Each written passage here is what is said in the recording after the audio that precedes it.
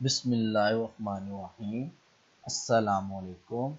जी बच्चों, आज का हमारा क्वेश्चन है कि find an equation of the sphere that passes through the point 3 1 -1 and has centre 1 6 5।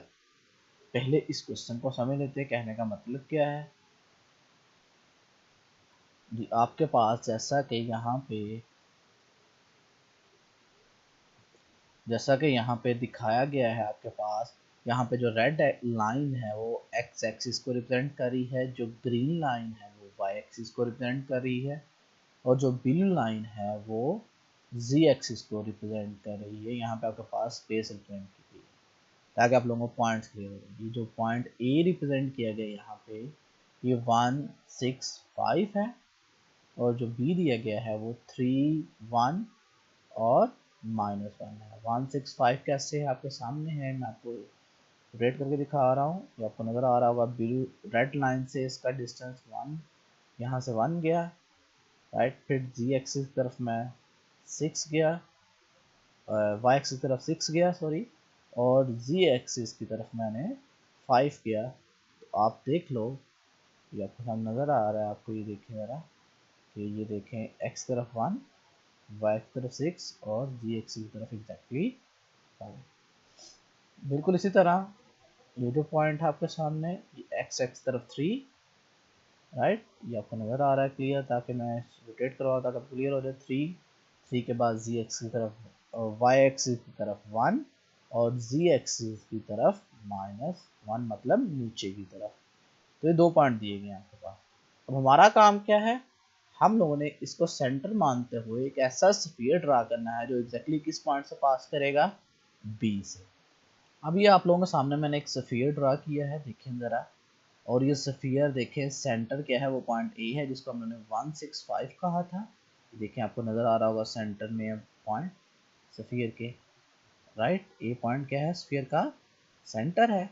और आप लोग देख सकते हैं आसानी के साथ, ये जो वाला बी पॉइंट है ये एग्जैक्टली स्फीयर के ऊपर है, मतलब स्फीयर इस पॉइंट से क्या कर रहा है, पास कर रहा है। और जो ए पॉइंट है वो आपको नज़र आ रहा है क्लियरली, रोटेट करवा के दिखा रहा हूँ कि वो क्या है, सेंटर है किसका, मेरे पास उस स्फीयर का। जी हमारे पास क्या है कि स्फीयर की इक्वेशन क्या है, जिसका रेडियस r हो, सेंटर एच के एल हो, तो उस स्फीयर की इक्वेशन होती है x minus H square plus Y minus K square plus z minus L square is equal to R square. और ये इक्वेशन हम लोग ऑलरेडी प्रूव कर चुके हैं। जिसको नहीं आइडिया तो बिल्कुल मेरे यूट्यूब के चैनल पे जाके ये वर्ड लिखेगा और उसको इसका प्रूफ वहाँ से मिल जाएगा कि ये इक्वेशन ऑफ स्फीयर कैसे है, राइट। तो यहाँ पे हमारे पास एच के एल है, यहाँ पे एच के एल जो है मेरे पास सेंटर है। तो यहाँ पे सेंटर दिया गया 1 6 5, मतलब एच की कीमत 1 है, के की कीमत 6 है और एल की कीमत 5 है। अब मेरे पास काम क्या रह गया, रेडियस कंप्यूट करना।